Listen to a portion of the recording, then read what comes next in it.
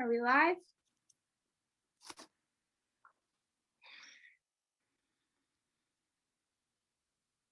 Great. Okay, hello everybody. Welcome to Defund the GRPD's community conversation on accountability. I'm Dana and I'm a volunteer organizer with Defund the GRPD. Again, thanks so much for being here tonight, and thanks for being patient with us while we work out some technical difficulties. Facebook is not trying to see us thrive, so thank you for your patience with that. Before we get started in the conversation, I just want to establish a few housekeeping things. To be clear in our boundaries and establish accountability, you are free to engage in the comments with questions, with opinions, with whatever thoughts you may be having, but we will not tolerate harassment and abuse. If we find that you are harassing or being abusive, your comments will be deleted and you will be banned from the page. We have a team monitoring this, so just know that that's happening. Like I said, we welcome dissenting opinions. We welcome all kinds of conversation, but abuse is not tolerated. So as I said, you can feel free to put questions in the chat of the Facebook Live, and we will try to make sure that we get to those and ask the panelists the questions. We are going to be doing questions from viewers and audience towards the end, around 7:50. So just so you know, your question might not be addressed until about that time. So just feel free to start putting in your questions now. So again, thank you for coming. We have probably some new faces to this work. Some of you may have been at the panel before in the fall, but some of you may just like the page and you're just tuning in from somewhere, or you haven't necessarily engaged in the work before. But wherever you come from, if you've been a loyal follower since June, or if you're new to today, thank you for being here. We're just going to take a few minutes to describe the work of Defund the GRPD, some of the things that we're involved in, some of the things that we're doing to make sure that people understand the work that we do and the framework that we're coming from. So Defund the GRPD Coalition, birthed out of a coalition of different groups, Grand Rapids Area Mutual Aid Network, Movimiento Cosecha, GR Rapid Response to ICE, the People's Budget, and Together We Are Safe. After the George Floyd protest, as just a response to police violence in our community, and just a recognition that something needed to be done there. We hosted a week of action, including a press conference that week, and then we had various community organizing actions throughout that summer. We've sent lots of emails to city officials about defunding the police. We hosted a virtual panel discussion in the fall with community leaders about defunding the police. More recently, we have been doing city commission meeting summaries. So we have detailed summaries for each city commission meeting and committee of the whole meetings to try to make that a little more accessible. So that's the Grand Rapids City Commission meetings. And we've also been distributing alternatives to police magnets. We've distributed about 736 so far, and we have more. So I'll talk about that at the end, about ways you can order those alternative to police magnets, and the link to order those is also in the caption. We also hosted a children's book giveaway where we distributed about 200 children's books to families in the community that talked about community organizing, alternatives to police, community accountability, those kinds of things, which we ordered from a local Grand Rapids Black-owned bookstore called We Are Lit. We have hosted and launched our very first 2020 Worst of Grand Rapids Awards in collaboration with the Grand Rapids Area Tenants Union and Justice for Black Lives. That might be a reason that many of you are here after hearing about the Worst of Grand Rapids Awards. And that really just came out of a space of wanting to hold folks accountable, right, for the harm that they do in the community. And not necessarily just the police or public officials, but we know that other organizations often contribute to those complexes and do perpetuate harm to marginalized communities, right? So we wanted to hold businesses accountable, nonprofits, public officials, all those kinds of folks, about how to have that begin talking about the harmful experiences that people have, and just a way to move forward. So with that, we received about 300 nominations, just nominations from all over the community for the Worst of Grand Rapids Awards. And then we released 3 finalists and had folks vote on the final list of who they wanted to win. And we received about 800 votes for that. So then we released the winners of the Worst of Grand Rapids Awards. We went and delivered the prize to the winners, and then took pictures and posted it on our Facebook, and the response was really great. We saw lots of people sharing their stories. Sometimes in our community, we have a lot of West Michigan nice, and people aren't comfortable sharing their stories of harm in the community. And so that it was really powerful to see people coming forward and sharing their stories of harm. It was sad that people had to go through that, but it was powerful that people felt empowered to share their stories through that platform. So another thing that happened during the Worst of Grand Rapids Awards was Kids Food Basket threatened some Black organizers in our coalition with a cease and desist letter sent by their lawyers. And they sent a cease and desist letter to only Black organizers. We have white allies who are involved in the work, but they only sent that to the Black organizers. Without, just because they were a finalist, they didn't even win. So that was interesting. But yeah, so we worked through that. We made a statement about that, and we have had lots of good conversations about accountability. We've talked to funders about how you hold nonprofits accountable, all those kinds of things. So as a culmination of all of those different things, we realized we needed to have a broader community conversation about what accountability looks like, right? And we know that we don't want to rely on systems of oppression to hold people accountable and to hold systems accountable. We cannot, our oppressor will not be our liberator, right? So we know that we need, as a community, need to think about ways to hold folks accountable for their harm, ways to hold systems accountable for their harm, and what that looks like. Because us as a community, even though we don't have traditional power, we have power that's there. So we want to have that conversation about what that looks like with lots of different folks from lots of different experiences, because we are the one who should be able to decide what that looks like. So thank you so much for joining us today. I'm really excited about this conversation. And what that's going to start in our community. We've already started really good conversations. So I think that this conversation and this panel here is just another part of that. So I want to get started on our conversation. First of all, thank you so much to our panelists for joining us today. This is a really, really great group of folks. They are all extremely talented and have wonderful things to say. And I know that we're going to just have a wonderful conversation. So I would like for each panelist to just start off by giving a brief introduction of yourself in whatever way you see fit. Your name, your pronouns, where you live, and some of the roles you fill in the community.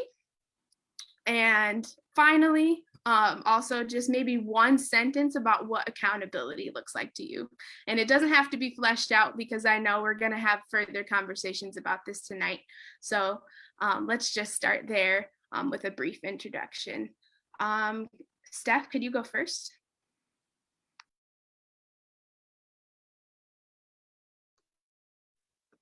Hi, I'm Steph. I use she, her pronouns. I play a variety of roles, but I would say my main role is an institutional leader in a nonprofit industrial complex. And I've been working in nonprofits for the majority of the time that I've lived in Grand Rapids. I'm not from here originally. I moved here in 2007. So yeah, I've done a lot of work with arts organizing, both institutionally and grassroots, and a lot of work with youth. And I'm coming to the conversation from a lens of really looking at like the the transformation of institutions that needs to happen in the nonprofit sector. And I'm so glad that you brought up, Dana, um, the relationship to the institution of the police and the nonprofit industrial complex, because a lot of the conversation around defunding the GRPD and defunding the police, everyone's solution is, well, nonprofits will replace it. We can invest in those, but there's a lot of work that needs to be done there too. So that's the lens I'm coming from, and I'll leave it at that.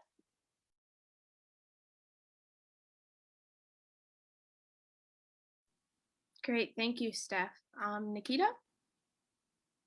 I knew I was going next. I had my finger over the mute button. I'm Nikita. My pronouns are she, her, and hers. And I'm interested in community transformation and what that looks like from an accountability perspective. Right now, my role is just as a volunteer organizer with Defund, the GRPD, and accountability to me looks like people and systems taking responsibility for their harms, and also recognizing that some of the power that they have that may be traditional, as I think Dana might have mentioned, traditional power is not theirs. It is the community should hold that power. And so I'm interested in community transformation and what accountability would look like for this community specifically. I do live in Grand Rapids. I do pay taxes here, as people would like to point out. And so I'm excited for this conversation today.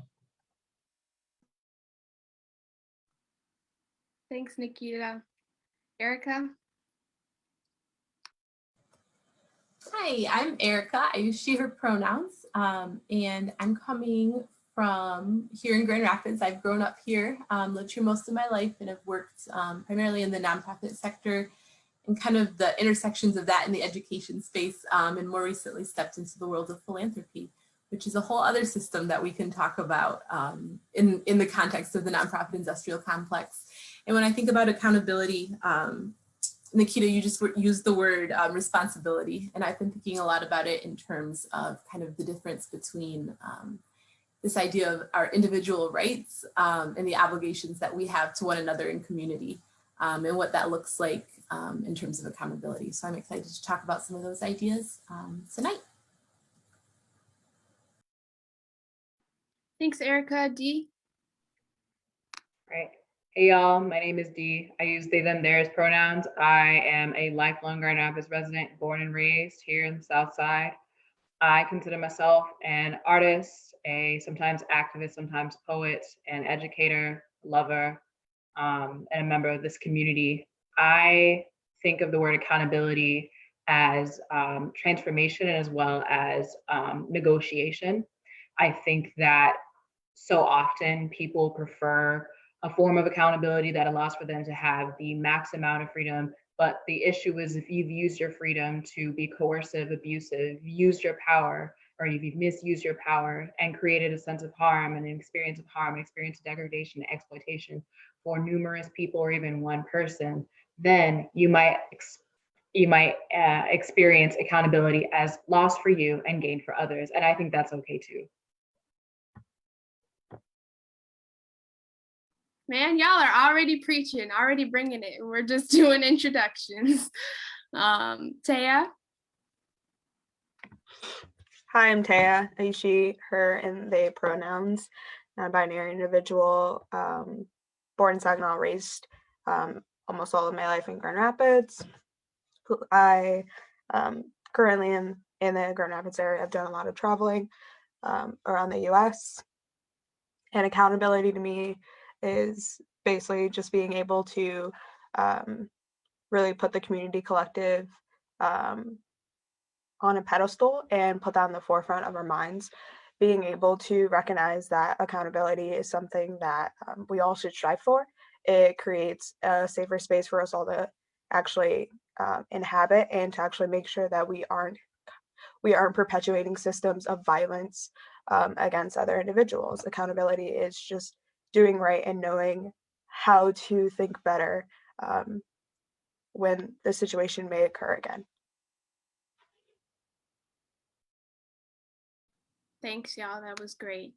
So I'm gonna get into our first question. I want to talk a little bit about this word responsibility that folks were using when describing accountability. So let's just start off with some definition. Who are we responsible to, and who is responsible to us, and how are we defining community when we say community? And anyone can go ahead and start.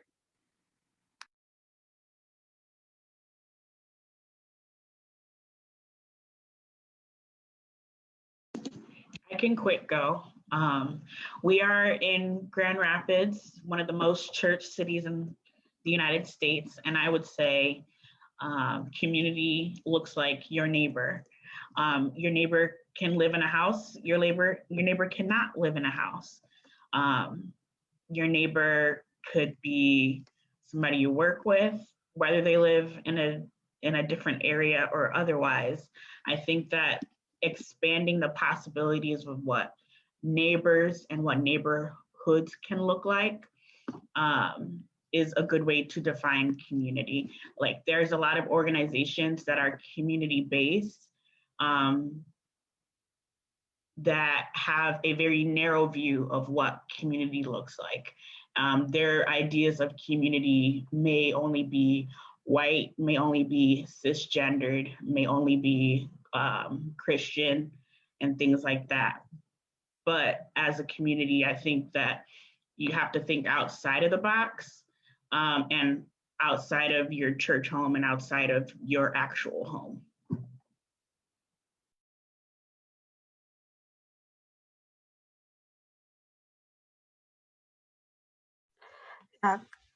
Just to kind of add on to what Nikita was saying, yeah, I do believe that we, as a community, are very quick to say, West Side, Best Side. We're so quick to say, that like we love Grand Rapids, that Grand Rapids is our home and things like that. But we really should be actually making sure we actually know what Grand Rapids is. And I think that's where the responsibility comes from, is people aren't aware of what is happening in other wards or other sectors of our city, and how large Grand Rapids actually is. And then even like our outskirts in Cutlerville, Byron Center, etc. And that we're accountable to everyone. We're accountable to anyone that we might come across, whether it be on the bus, whether it be in an Uber, whether it be at a concert venue, whether it be at a restaurant. We are accountable to those around us, and we're accountable to other humans. And one way that we are able to hold ourselves accountable is by opening conversations up, by being willing to actually let people speak, by being willing to actually see where hurt comes from, and where we might not think that it might fester. We do kind of have that Michigan nice thing where we assume that like we're in a certain space, so these conversations shouldn't happen, or we're currently at work, so therefore we can't really hold our coworkers accountable unless it's in an HR meeting or some kind of mediation.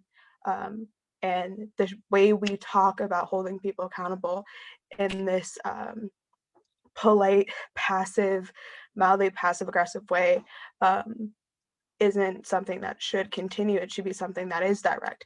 It is something that more people should have a say in, if they also have experienced the ways in which you've hurt them, in the ways that they're seeing you perpetuate.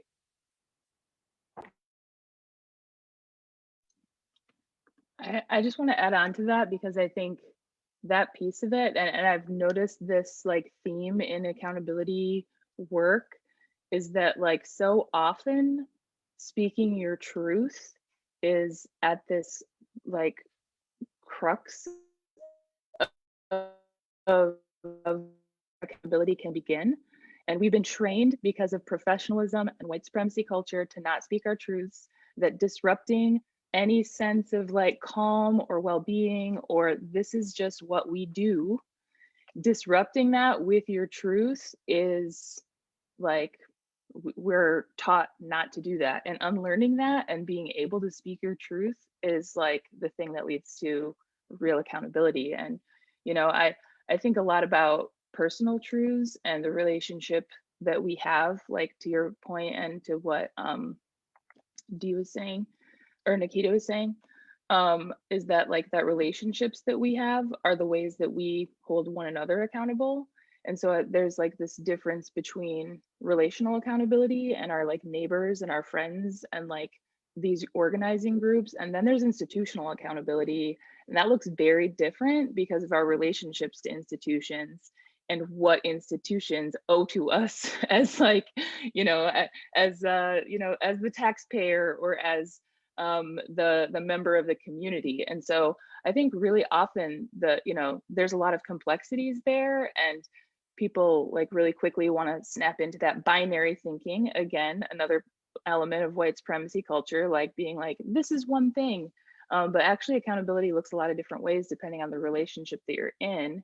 And if it's accountability between, an interpersonal relationship, a group relationship dynamic, or an institutional relationship. And it's I think something I'm just so excited to be having this conversation about all the complexities of accountability, because I think even talking about it like helps it thrive. So. And stuff that just makes me think about this idea of holding ourselves accountable within these systems, right? And the degree to which, when we think about who do I feel accountable to, right? Like, what are the communities that I feel accountable to? I feel accountable to the other people of color that have existed in institutions before me and made it a little bit easier for me to try and come in, right, and collaborate with others to do a thing. But I also feel accountable to these grassroots organizing groups, right, that I know are out here doing this work at the front lines and that make it possible for us to try to do some of that institutional change from the inside to the degree that that's possible, right? We can talk about that as harm reduction. We can talk about that in a lot of different ways.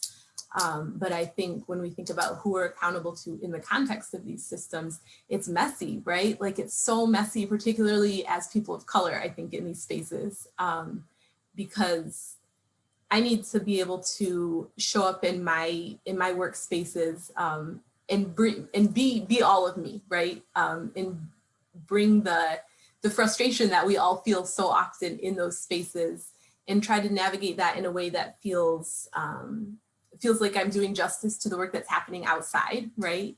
And trying to find ways to build solidarity in those relationships, like stuff you were just saying, right? Like the different levels of accountability to interpersonal relationships as opposed to systems, as opposed to all of these things. Like, we can create those distinctions, but they overlap, right? Like, we don't take off our hats. I don't take off my Latina hat just because I'm walking into a white dominated space, for example, right? And so just thinking about the ways in which we have to hold each other accountable and be brave, right? Like, be brave in these spaces, I don't know, is something that I've been thinking a lot about lately. Yeah, thanks, y'all. So I kind of want to just think about this idea of how accountability looks different depending on the system or the person or the community, right? So y'all have alluded to how accountability looks different for systems or systems of oppression versus in relationship with people, with your neighbors, that kind of thing. And I'm wondering if you could tell me why that looks different, and also like why that should look different and why that should feel different, and maybe some examples of that.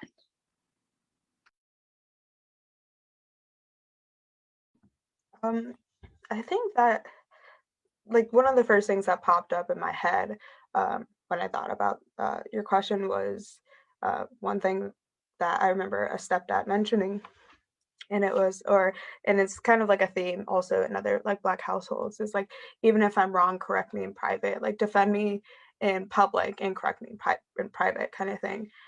And that even being a system and how like we see holding people accountable in different ways. And it's in a situation of even if I am out in public, it is kind of hard sometimes to hold white people accountable, depending on if it is a white dominated space, depending on like the social capital I could lose, depending on like what type of white person I'm near as well. That creates a whole different dynamic. And I believe that it's hard because we are at a point where everyone should be held accountable when accountability is necessary. And then also still trying to balance that with staying safe and also realizing what your identities are. Like for myself as like a Black, seemingly woman, but non-binary individual who's also like a smaller individual, sometimes it is hard to actually hold even like my own people accountable, hold other Black people accountable, whether it be for their homophobia or transphobia or even just disrespect in general. But I think that we really do need to come to a space where holding white people accountable is in a lesser like power induced state than when we're holding Black people accountable or holding people of color accountable, because there is a situation where there is a difference in how in our tone, in our body language, and that it's harder to navigate holding people accountable when you also have white individuals kind of hiding behind their passive nature, kind of hiding behind the well-intended, oh, well, you like, that's not what I meant. That's, you're you're mishearing me kind of thing. Whereas I feel like Black and brown people are a little bit more direct, where you actually can get to a conversation that's being had, and it's not skirted around. So that's kind of how I hold different people accountable. Like, it's kind of hard to hold some white people accountable knowing or feeling as though they're just going to kind of like go around the situation or just make it something that they end up apologizing or crying and I end up having to comfort them, versus Black people or like brown people. I feel like we're more able to kind of be like, well, what do you mean? Like, what are you saying? Like, how? Okay, when, where, why? Kind of thing. Yeah, I really love that, Taya, because like just who I am as a person and just kind of how I was raised more culturally, like I love accountability in folks in places that I'm in community with and folks I'm with in community with. I love just being like what's going on? Like, why are you being like that? Like all this, and that's like accountability is how I show love. Cause like if I'm not holding you accountable, I don't really love you like that. So like to me, I think of that as a form of love. So when people like be crying and stuff when I'm trying to like hold them accountable, I'm just like, can you chill, please? Can you just like, can we just do this in a way that's, yeah. So I feel you on that. But other thoughts from folks about just the different dynamics of accountability and the different power systems that are at play there? Yeah. So for me, the difference between holding institutions accountable and holding individuals or my own community accountable starts with the fact that institutions can't love. Institutions don't have heart, no matter how inclusive, agile, strategic, diverse, any of those optics present. An institution cannot love me. An institution is a pillar of oppression. In order for it to continue to propagate itself, in order for institutions to continue to prosper, they must uphold oppression. So whether we're talking about the church, or whether we're talking about the prison industrial complex, or whether we're talking about the fraternal order of the police, in order for an institution to continue, there must be oppression. And this includes the nonprofit industrial complex, which has to profit and has to essentially make a living off of systemic inequity. Because if there's no systemic inequity, then who's going to line the pockets of the CEOs and the people that are at the top? Right? Who's going to line the pockets of the board of trustees, and who's going to improve the overall reputation and court the people and let folks know that even billionaires have heart, y'all. Institutions can't love me. Institutions owe me nothing, and institutions show me time and time again that they owe me nothing, because when we look at unemployment right now and how many people, millions of people, were thrown out on their asses when the world needed them most, when they were so essential that they were actually expendable, and now they are out having to beg and barter for things, for a system that they paid into, for benefits that they gave their lives for.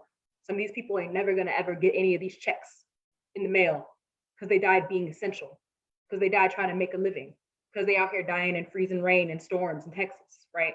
Institutions can love me, but my community ought to have a shared investment in my survival and theirs. My community is intentional. Traditionally, we think of communities as, you know, being based in locality or proximity to each other, but based on how segregated Grand Rapids is, the people that are in the closest proximity to me are not necessarily my allies. They might just be my enemy. So when I'm thinking about holding people within my own wing accountable, I'm coming to them with love and a challenge. How have we internalized those pieces of the oppressor to hold each other down? What do we lose by acknowledging those parts of ourselves that have been made ugly, that have internalized things that are untrue, that have internalized a sense of you are expendable and I don't need you, or I have to step on you to get above, or I have to use you in order to take care of myself? There is a love that is involved in the community. There is an intention involved with the community. There is not a life that depends on the degradation of millions of other people, the exploitation of millions of other people that exist within a community, or it ought to. The reality can vary, right? Often we have to call out people or call in people in our own communities, and it can get really ugly. But in an ideal world, we have an investment in each other. We want to see each other thrive. We have a dedication to a collective liberation, or at bare minimum, an empowerment that an institution can try to use and try to pretend that that's what they represent. But at the end of the day, it's just semantics. They're not really committed to it. They don't have an embodied stake in that, but we do. So we owe each other everything.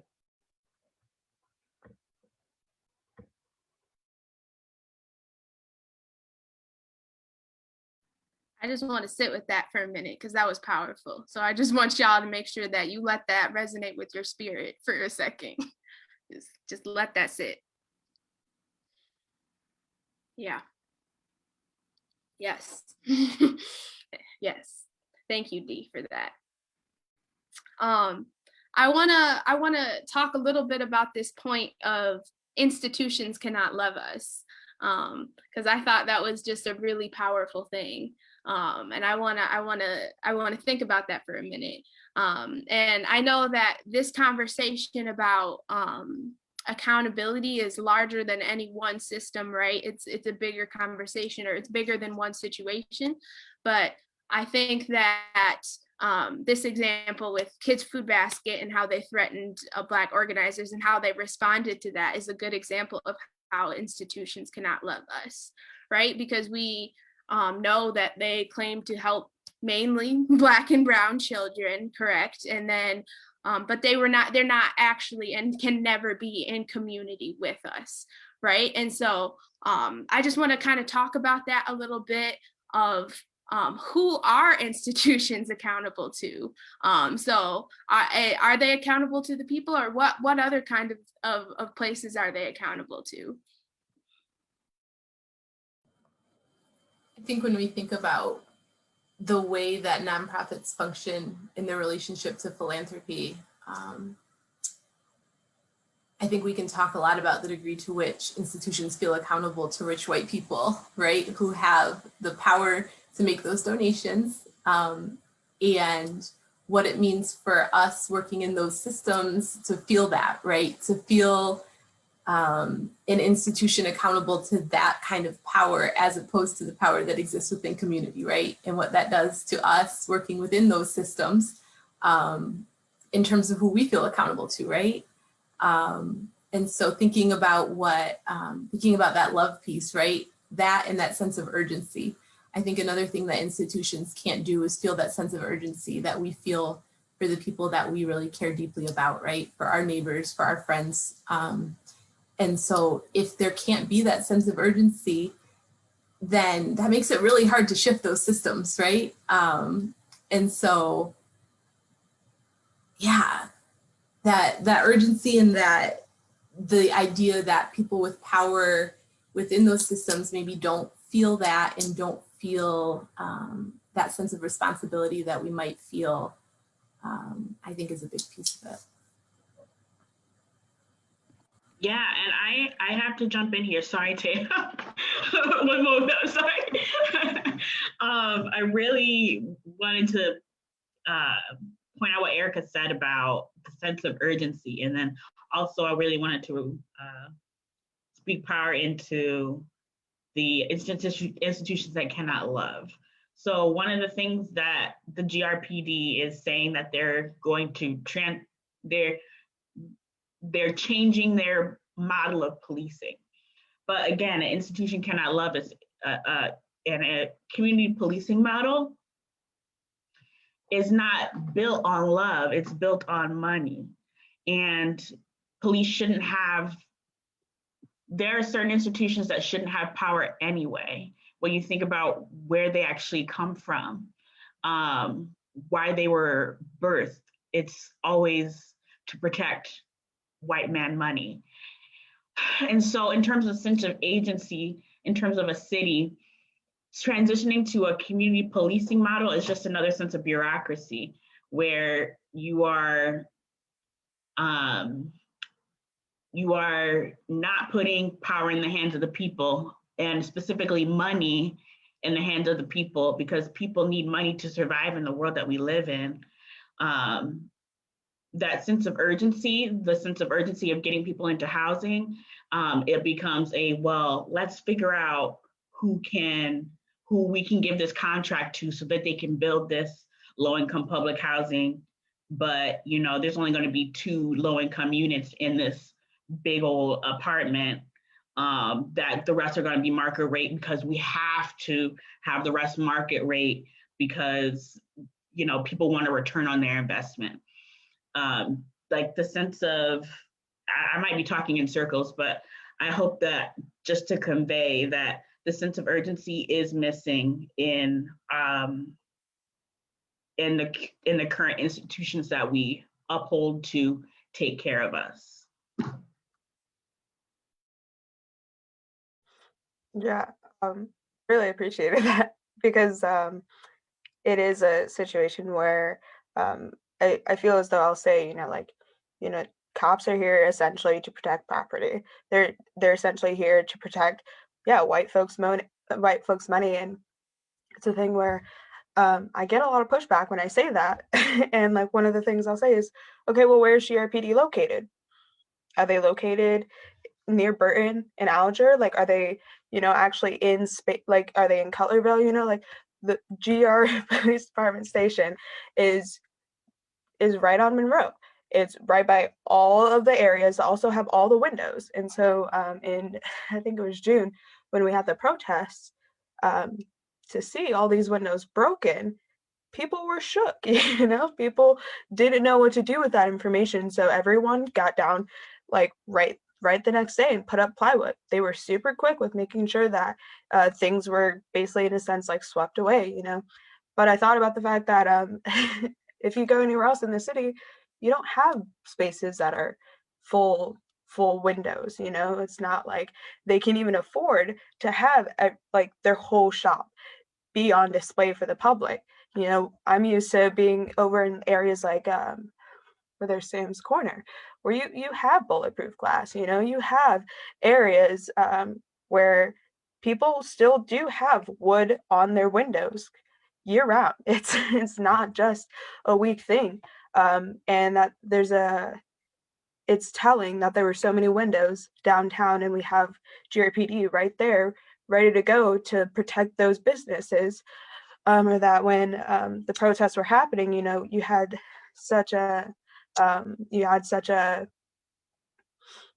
higher policing there.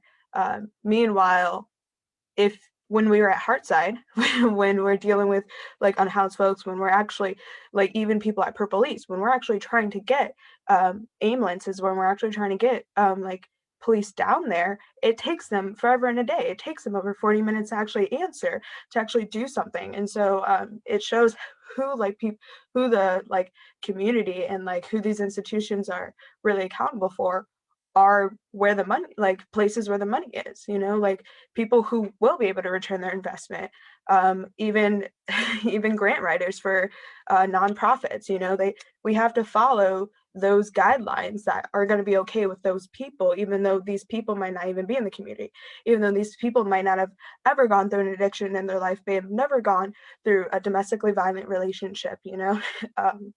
We're essentially accountable to people who think they have an idea of what happens in the day-to-day life of like lower income and Black and brown people, you know. Sorry, I'm like freaking out because like I have like so many things to say as someone who's a leader of an institution, and in those spaces I'm like, this institution who's trying to say that they care and help does not love me. I can tell in the way you are even speaking to me, you know, and the dynamic that we have as human beings. It's not in relationship. It is in the idea that you have about what our community, specifically Black and brown communities and kids, what they are, what they need, how to prevent crime, all like crime prevention. How do we like stop violence with programs? And it's like, do you even know us? No, let's just start there. You don't know us, you know, you don't come and meet some of our kids, some come and hang out in the spaces that we make for ourselves. And before you can even start to say what, you know, okay, I'm just gonna rant, I'm just gonna end there. Yeah. Yeah, that's really good. I think that in this conversation of accountability, I think we've all been seeing a lot of people talking about how crime has increased in Grand Rapids in 2020, and violence has increased. And so that somehow means that there should be more police as a result of that. And I think I get so frustrated when I see people from outside of our community trying to talk to us about what we need when they haven't experienced that trauma. They don't know our folks. They don't know some of the kids that are involved in this violence. You know, they don't understand what is going on, and they speak to what we need. But no, when it's actually the reason that when them saying that we need more cops, that's actually the reason that we have so much violence, right? So let's talk about that. So I guess just want to create some space here really quick to talk on that, about the argument of, oh, there's violence, there's crime, there's this and that, and that's the reason that we need more police. Yeah, so does anyone have any comments to add about that piece? The police are the violence. If I have to try to sleep through the psychological torture of a helicopter flying over my neighborhood all hours of the night, right? If I have to worry about someone like my younger brother who has cognitive disabilities being confronted by the police because he's gone off for a walk and they're asking him all these questions about his documentation, where he's going and where he's heading, he doesn't have the answers quick enough for them before they've decided to escalate it in whatever violent way they choose, right? Or if I'm thinking about 12-year-olds over on Martin Luther King Park a couple years ago, play fighting in the way that you do when you're a kid, and then they end their day, you know, face down on their belly, stretched out, arms behind them, cuffs on their tiny wrist, being carried away in their neighborhood. Like, you're talking about, oh, you don't want more violence. Well, get the cops out of my neighborhood. If you roll up with a gun, you know, and 4 squad units, you're escalating any tension that's already existing. Along with that, you know, if you're purely a numbers person and you're thinking about crime from a sociological standpoint with a little economic theory, then you know that where there's high poverty, there's high crime. Why might that be? Because when people don't have access to material capital, they have to try to access it through other means. Whether we're talking about land and property, where we're talking about material wealth in the form of possessions or money, whether we're talking about folks having to make a living by doing drug dealing. That's what happens when you don't have opportunities. That's what happens when you have dilapidated houses and houses full of lead pipes and all kinds of poisonous soil beneath them. That's what happens. You put them there. So maybe if we take money from people that just walk around with billy clubs, harassing us, questioning us, and making it unsafe for us to live there, maybe there'd be a decrease in crime. I don't know. I'm just throwing some stuff out there. I mean, go off of that. The community used to police itself.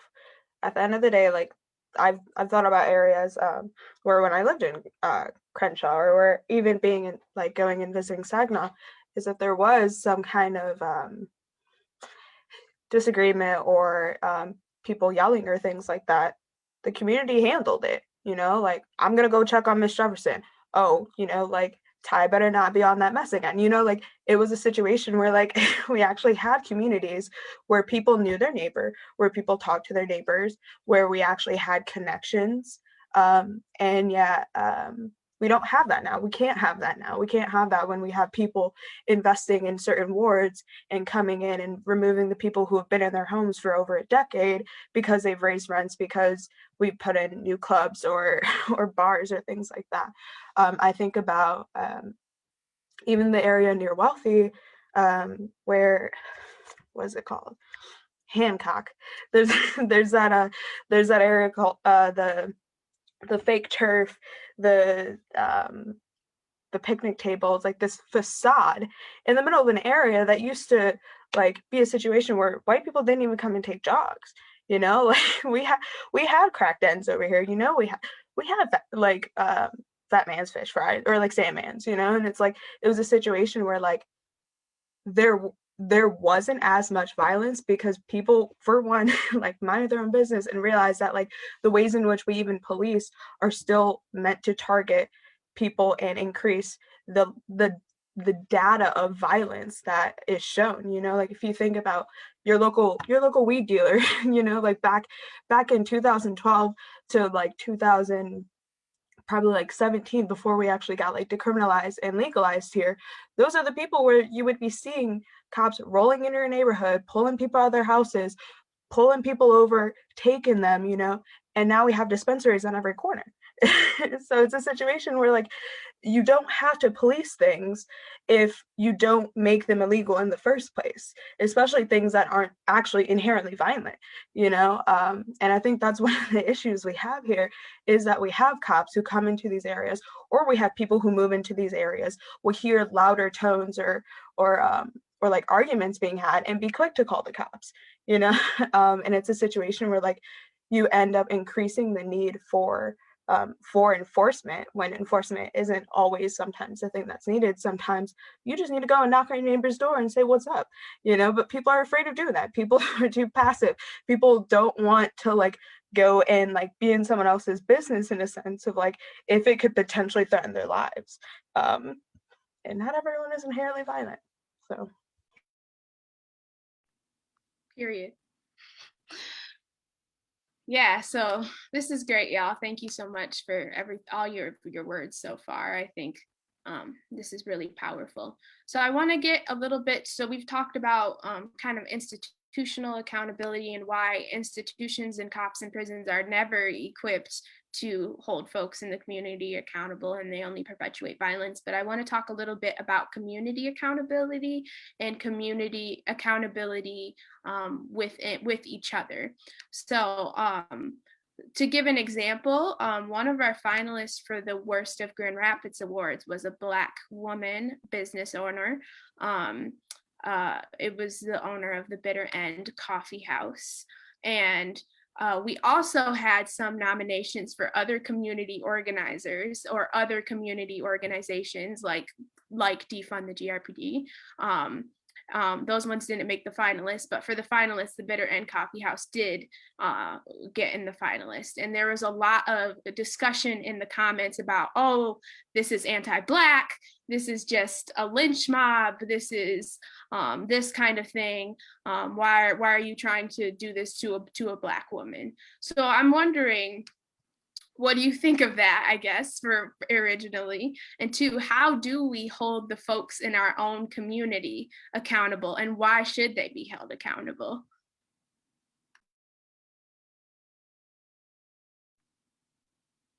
You know what? Go ahead, Dee. I'm about to, I know you got something to say, so go ahead. I sure do. I got a lot of things to say, and I have notes because I have experiences. So what's personally funny to me about the Bitter End Fallout and co-owner Carissa Sprite, also Carissa Wilson Music, depending on what day it is and what venue she's at. Let's not forget that the Bitter End, for one, is not fully Black owned nor woman owned because her white husband is an equal stakeholder and an equal co-owner and it also is just as awful. So it's great that they share equal parts of being terrible business owners. It's also funny to me that the call, no one wants to acknowledge that the call is coming from the House, right? Black people live in Grand Rapids too. Black people have Facebook too. Black people nominated and voted for you as well. And to erase the fact that this process was a call out so that you can try to claim, was a community call out so you can try to claim misogynoir and anti-Blackness when nothing about the Bitter End's presentation in politics has ever centered Black people or people of color is a crock of shit to me. And the thing is that you're not suddenly exempt from mistreating and exploiting your laborers just because you're 50% Black owned.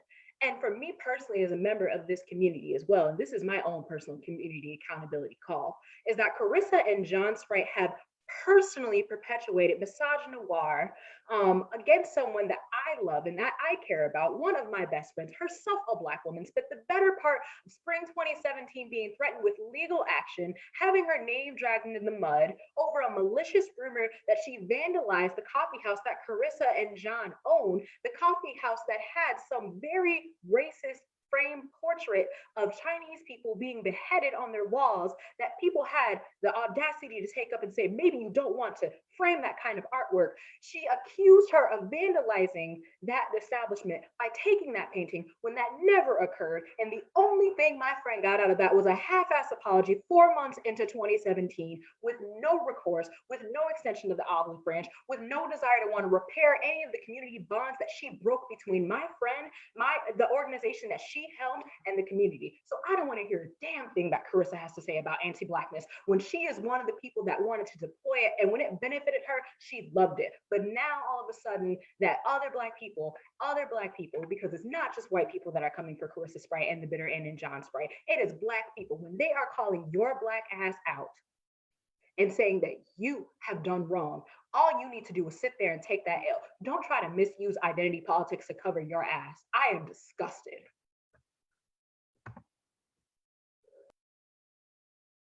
I will just say this real quick. Sorry, yeah.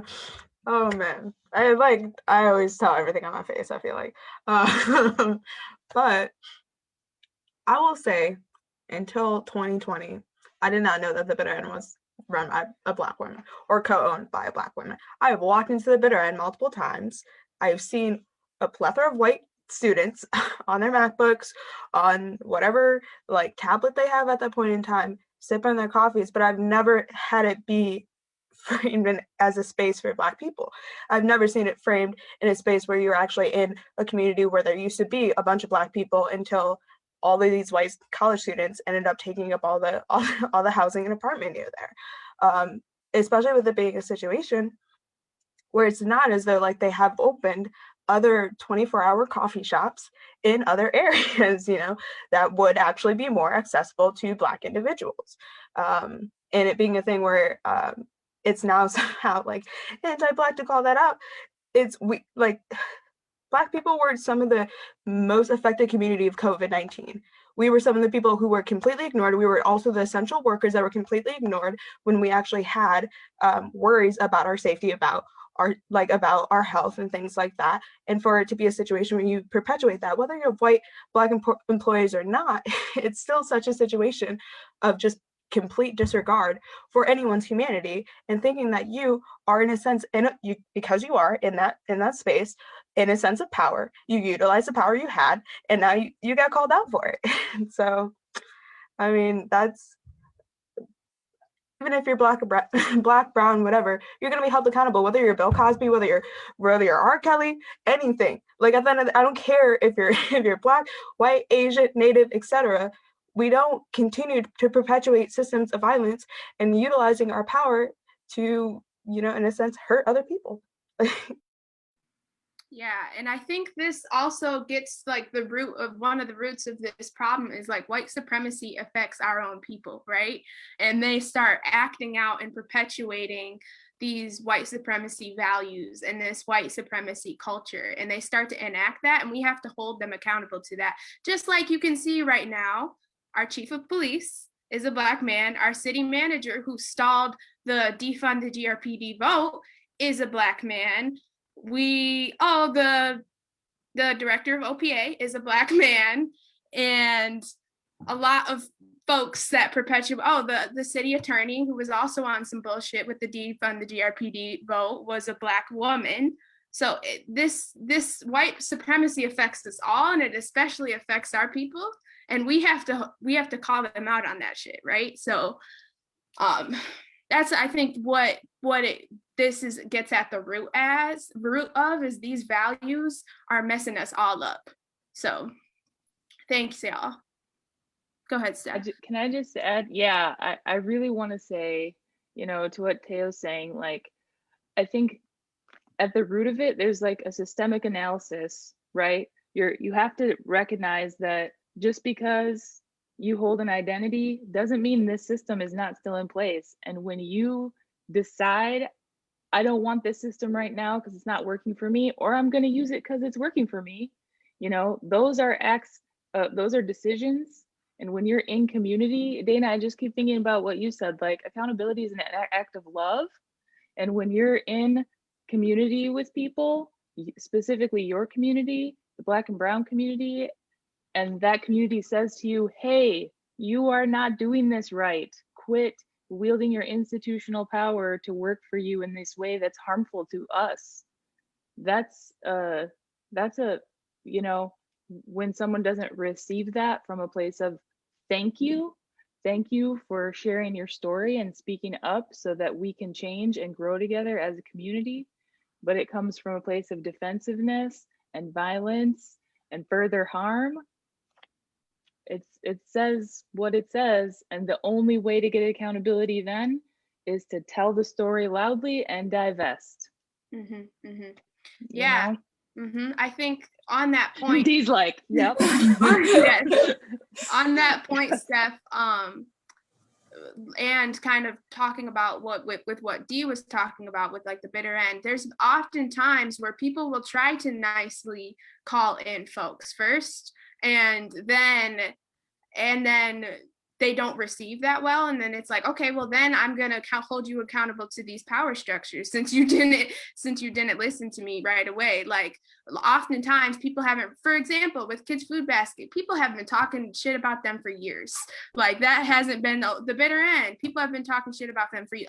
Actually, all these organizations on the Worst of GR Awards, people have been talking about all these people, all these stuff for years. There's been stories on stories on stories on article written, and they don't listen to that. So it's not like this was the first thing that has ever happened to hold folks accountable. Folks have been trying to hold people accountable in a nice way, in a palatable way for years, and that has not been listened to. So I just want to lift that up.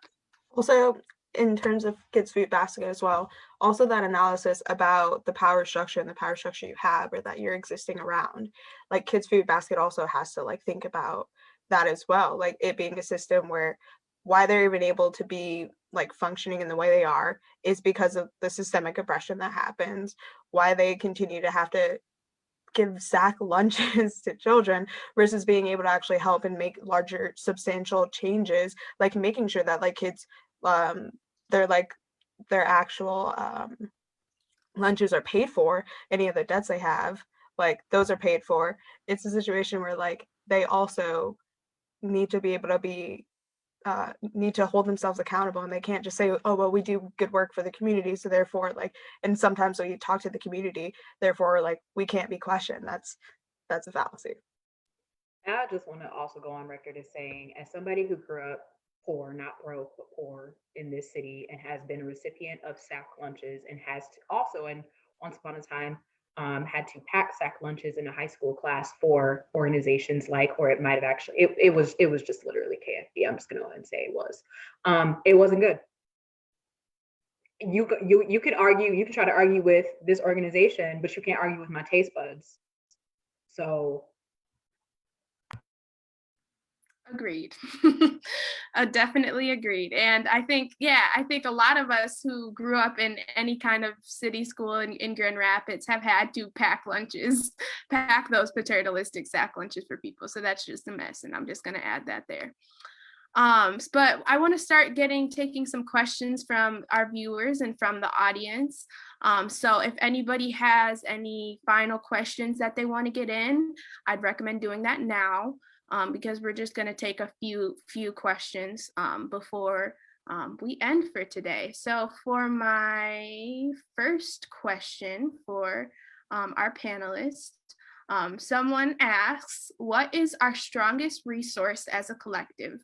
How do we prioritize how to use our resources to hold organizations accountable for structural change?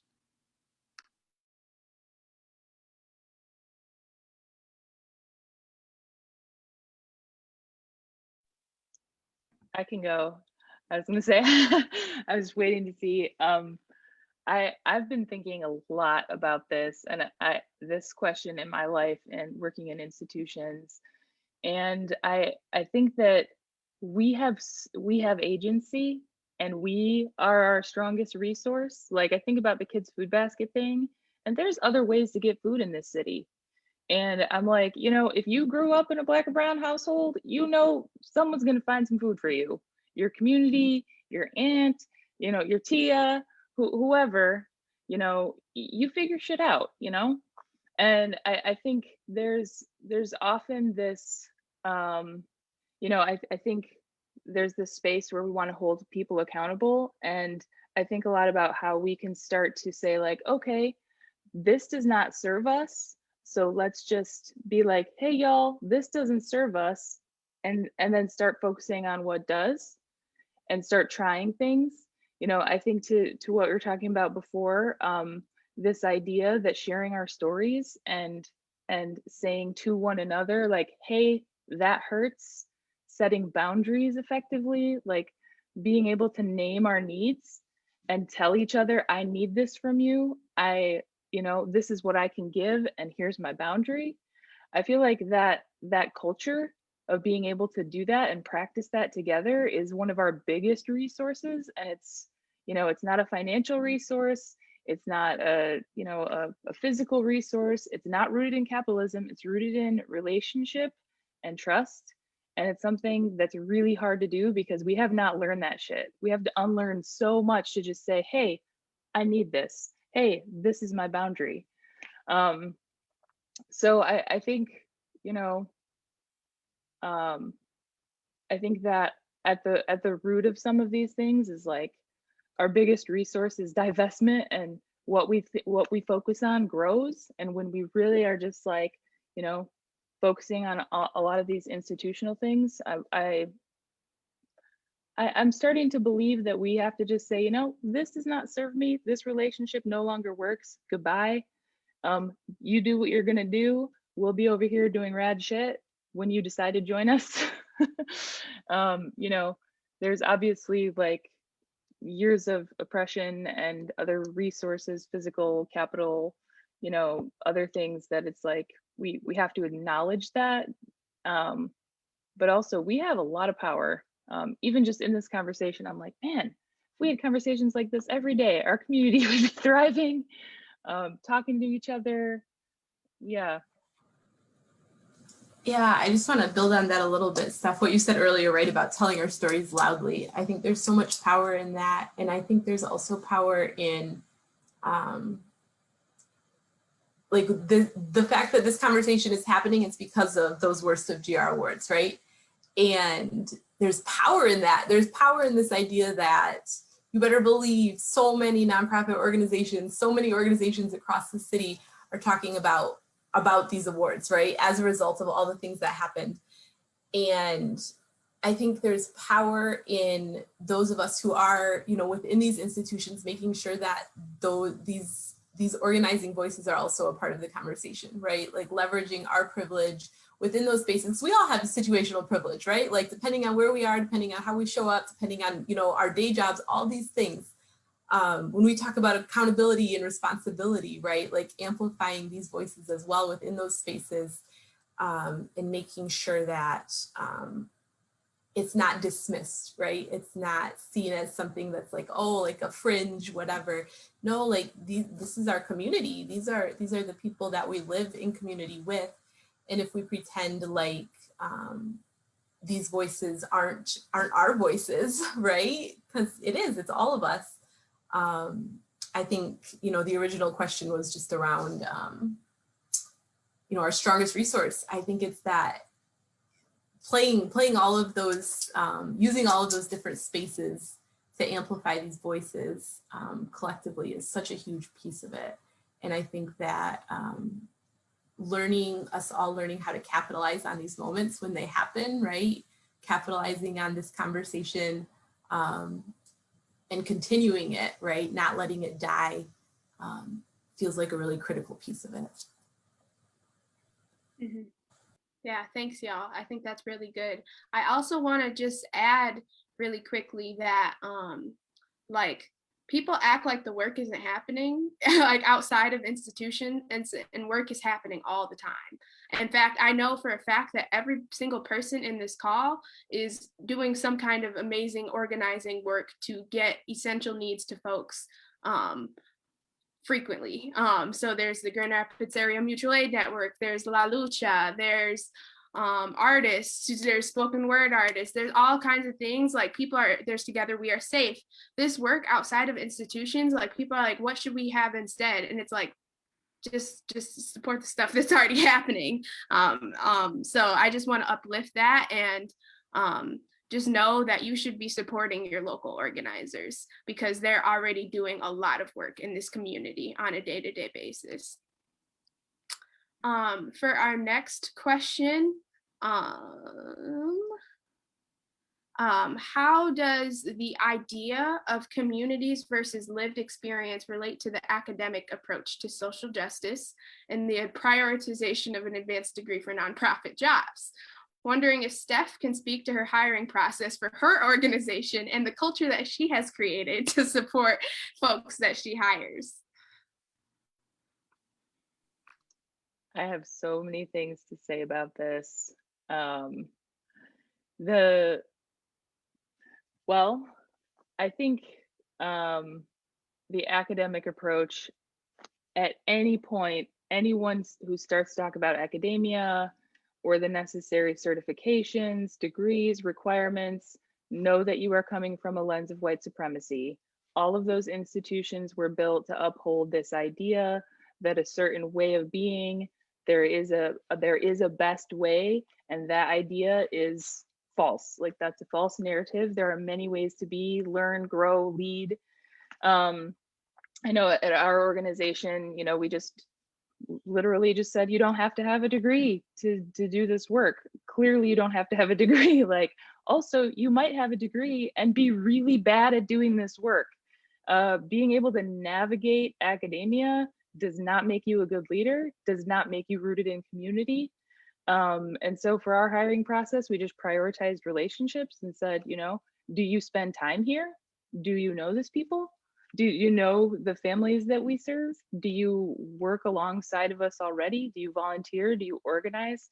And it's pretty clear, like, who does and doesn't, So I think this idea that I'm on a path to like redefine professionalism and be like, actually, it's professional to do this, and this is just trash.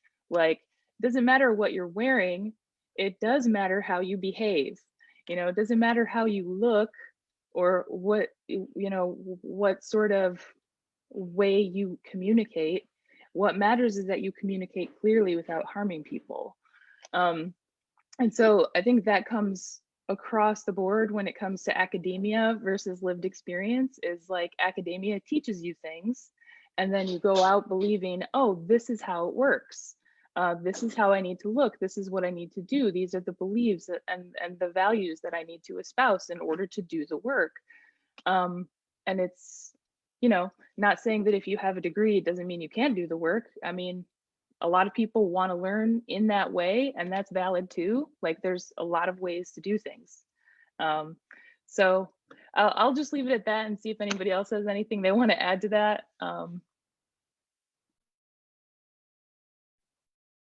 I mean, I was just going to quickly throw out there, like, a lot of my, I guess, professional experience is in higher ed settings. And I think even within a higher ed setting, I mean, you have these people that got 6 letters behind their names and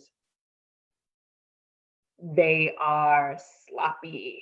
They are not showing up and they are not able to really provide and support for, you know, underrepresented students and folks that actively are coming in and advocating for themselves. You can't say that they didn't come to you first and say, I need you and I need you to help guide me. These people are coming out and they're asking, and you're not able to provide.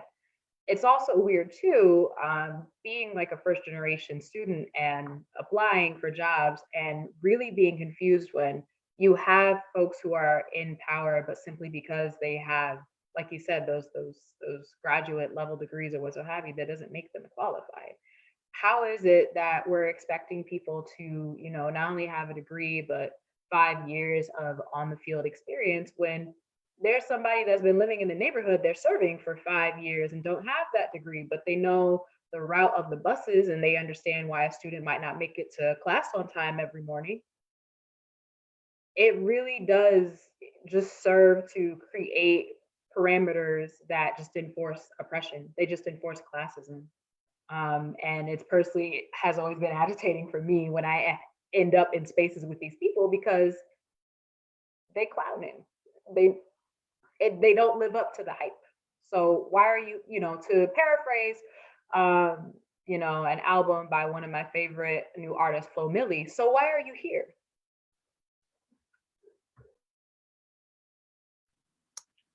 Good stuff, y'all. Thank you. So I just have one last question. It's actually 2 questions, but I'm kind of going to wrap it up into one.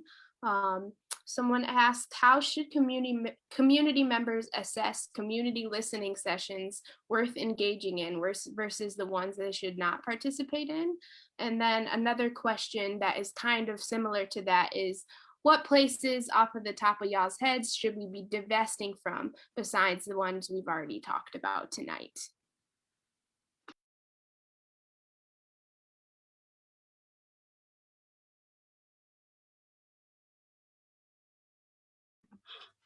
I mean, for me, I'm always going to say who is in the community, who's being talked about, are they present?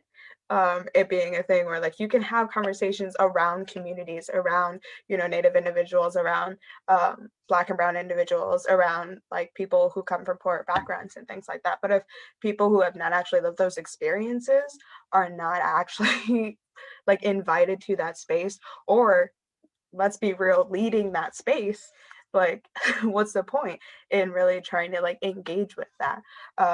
And I think that it's super important for there to be more listening sessions broken down for people who especially don't have a platform right now, who have no access to putting anything on a billboard, who have no access to even, you know, printing flyers with their name on it, you know. And those are the ones that we should actually be listening to, because the people who have not been able to speak are sometimes the people who are are the people who like need to be listened to the most. And in terms of like what places we should be divesting from, I mean, all of them almost. I mean, there's a good amount of them that have not actually served us, who have been in business for decades now, you know. in terms of places like Mel Trotter, in terms of places like Kids Food Basket, in terms of places like even the GRPD. It's a situation where we should be thinking about like who is actually showing transparency, who who exactly is funding them, who is putting how many people they've actually served, who's allowing the reviews to even be publicly known. I'm looking at you, Foot Girl Fitness, or whatever you're called. Like being able to see reviews and being able to see how the community is actually handling having you in the community. Those are the people who we should be lifting up. Those are the people who should be actually having community conversations that are actually the people who they're actually helping, you know, and not just their volunteers. Like that was one thing with Kids Food Basket is you go to their reviews and it's all their white volunteers. It's not actually the black or brown families that most likely have to get the stuff. And like we really should just be like looking at every person we've ever thought about being the first person people tell us to donate to, you know, what organization people tell us to donate to, Guiding Light, whoever has billboards or things like that. If you have the ability to have a billboard, you have the ability to do way more help than you're already doing. I'm sorry. Like, but I'm asleep though. Yeah, thank you, Taya. That was exactly. And I kind of want to just like uplift also that like for me and for a lot of Black and brown people, we know what organizations that people are messing with and which ones they're not also. So like to me, that also shows that you are not in a community enough to not have a gauge on what community is what community is saying is doing good work and what community is doing oppressive work. So like, for example, all of the finalists on the Worst of Awards, I was not surprised at all. Like, I was not surprised whatsoever. It was just like, oh, when I'm in community, I hear people talk about this kind of stuff all the time. I'm in community with people, so I know that. So also think about how you're in community with folks and why you're not hearing some of these things that have been uplifted before. But the other thoughts about listening sessions, where to divest from, that kind of stuff? Yes.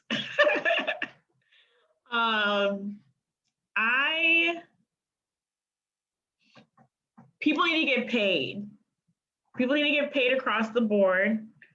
For example, I was reading the Michigan radio article, and we were calling for a cut of like about $9.4 million, right, from the police budget, which would put it down to 32%, which is what the charter says they have to have at least 32% of the budget, right?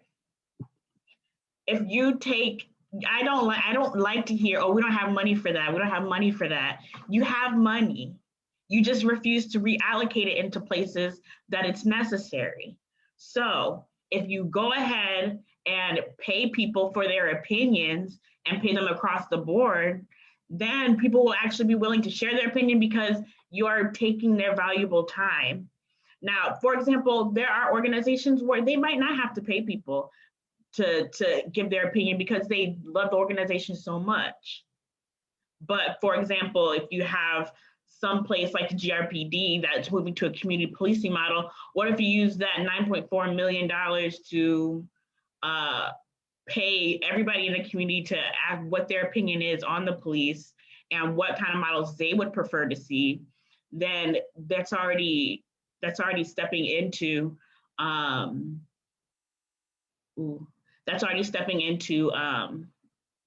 into a community policing model that is starting to make sense.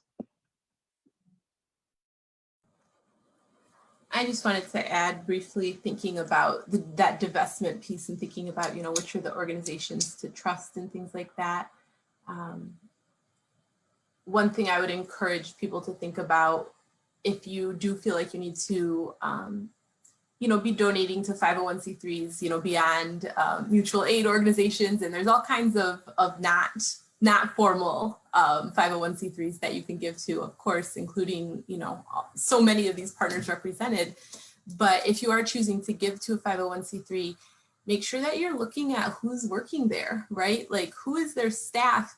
And I'm not talking about only their direct service staff, right? I'm talking about those with decision-making power at those organizations. Because if you're bringing in direct service staff who are, you know, from the community, as people like to say, you're bringing them into these organizations that you're trying to make diverse, to please maybe funders or other people that are looking for those things. You're bringing, and you're not prepared at the organizational level for that, then you're bringing people of color into these really violent and unsafe spaces, right? And so as you assess these organizations, look at who the leaders are at the staff level, you know, at the C-suite level, but also their boards, their volunteers. Are those people reflections of the communities that they're serving? And if they're not, that's a huge red flag to consider.